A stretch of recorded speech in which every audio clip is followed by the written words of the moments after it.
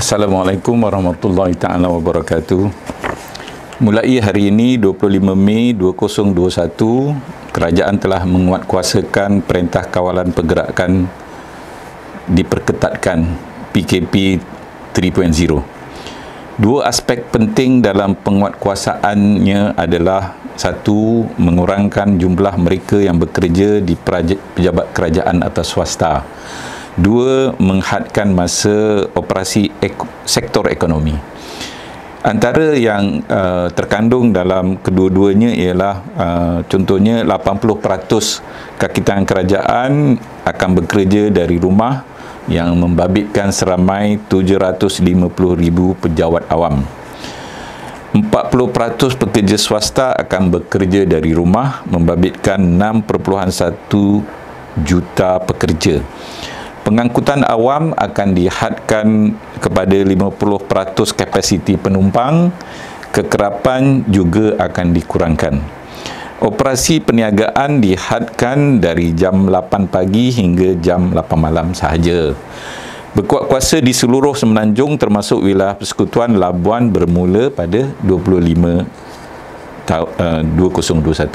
Mei 2021.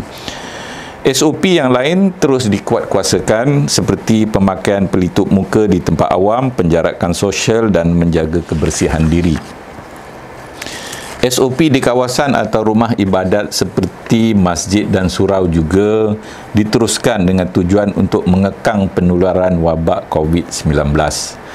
Beberapa kawasan di negeri Johor seperti di Felda Kahang Timur, Johor, telah dikuatkuasakan Perintah Kawalan Pergerakan Darurat PKPD.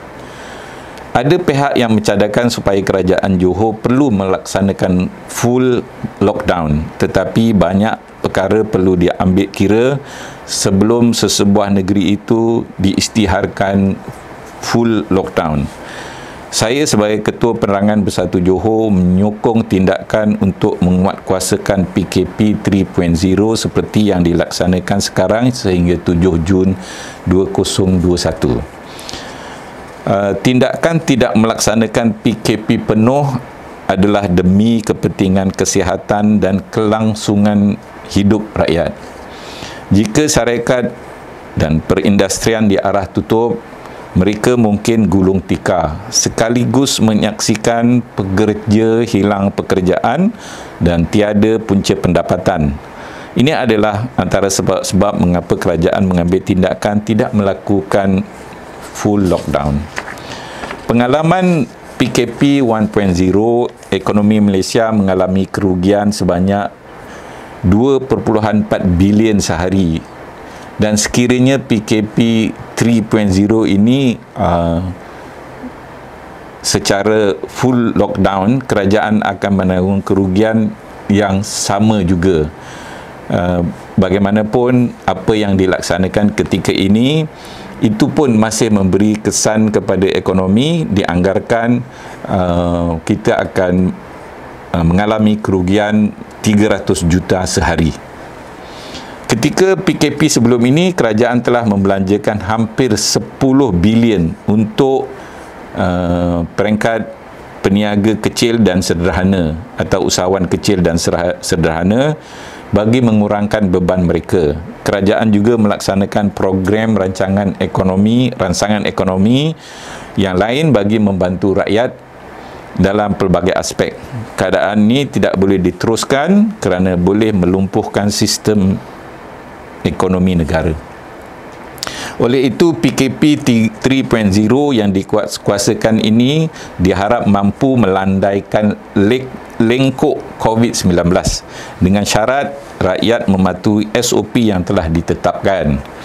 Banyak rekod menunjukkan kes positif berlaku kerana kurang pematuhan SOP. Ketika ini, kerajaan telah meningkatkan kemudahan bekalan vaksin, tetapi masih ramai rakyat belum mendaftar bagi mendapatkan suntikan vaksin. Dari segi denda pula, bagi mereka yang melanggar SOP, kerajaan menetapkan kadar denda antara 1,500 ke atas individu dan 50,000 syarikat. Jika dibandingkan dengan negara lain, di kalangan negara-negara ASEAN dan juga United Kingdom, pengenaan kadar denda adalah dianggap sederhana. Pelanggaran SOP di Brunei, Taiwan dan Thailand contohnya boleh dikenakan denda antara 2 dan 10 kali ganda dari Malaysia.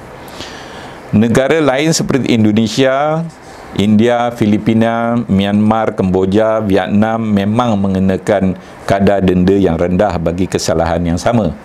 Bagaimanapun jika dibandingkan dengan kadar gaji minima di negara-negara berkenaan, yang paling tinggi kadar dendanya adalah Kemboja, Taiwan dan Indonesia. Tindakan Malaysia dalam pencegahan COVID-19 mendapat pengiktirafan antarabangsa. Pihak Kementerian Kesihatan juga mendapat pujian dari badan antarabangsa termasuk WHO.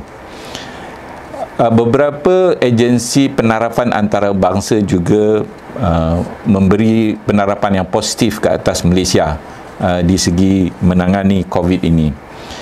Pada 21 Mei 2021, kadar purata kematian di Malaysia adalah 0.3%.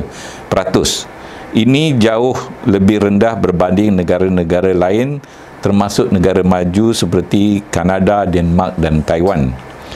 Rakyat perlu memberi kerjasama mengurangkan masalah dengan mematuhi SOP.